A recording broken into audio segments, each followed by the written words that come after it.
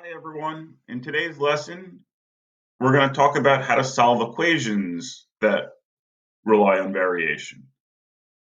So we're going to look at direct, inverse, and joint variation. Now we remember from the last lesson that direct variation, x and y, both increase together or they can decrease together. They move the same direction.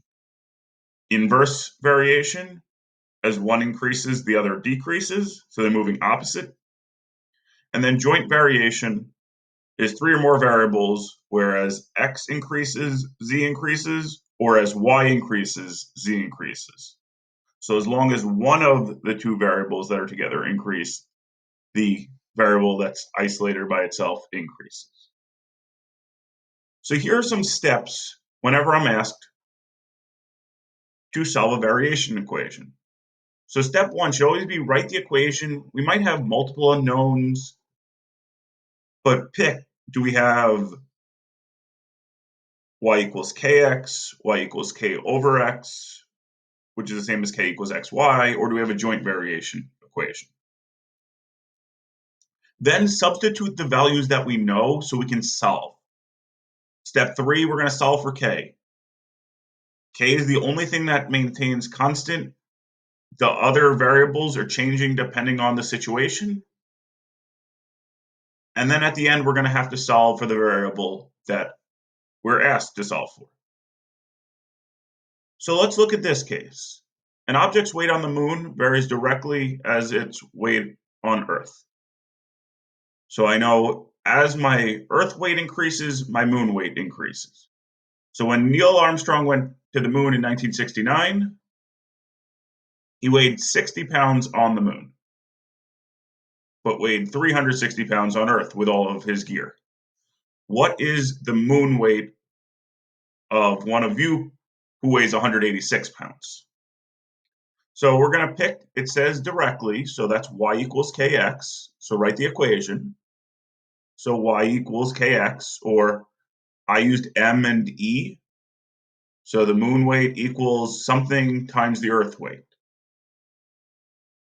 Now, the first situation said he weighed 360 on Earth and 60 on the moon.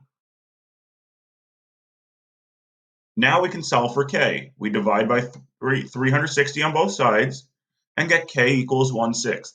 I strongly recommend leaving k as a fraction because if we round our decimals, we create error. So now we found that the constant is 1/6.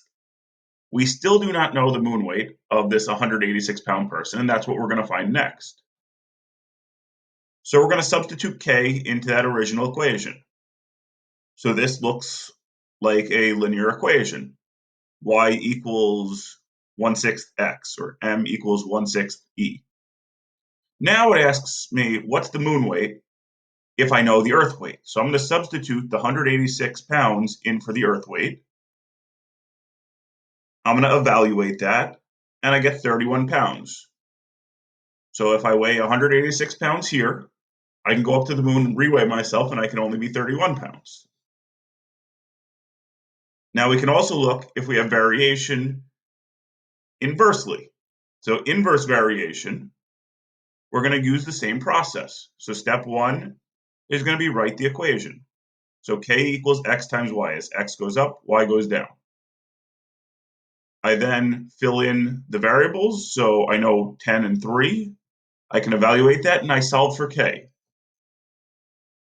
The next step tells me write k into the original equation. I'm then going to substitute the y in to find x. So I know y is 5, and then I find x. And I do this by getting x alone. I divide by 5 on both sides, and I wind up with x equals 6. So as we see, y went down, x went up. So I know that it's correct because it varied inversely, and I found the new x. And that is how we solve variation equations.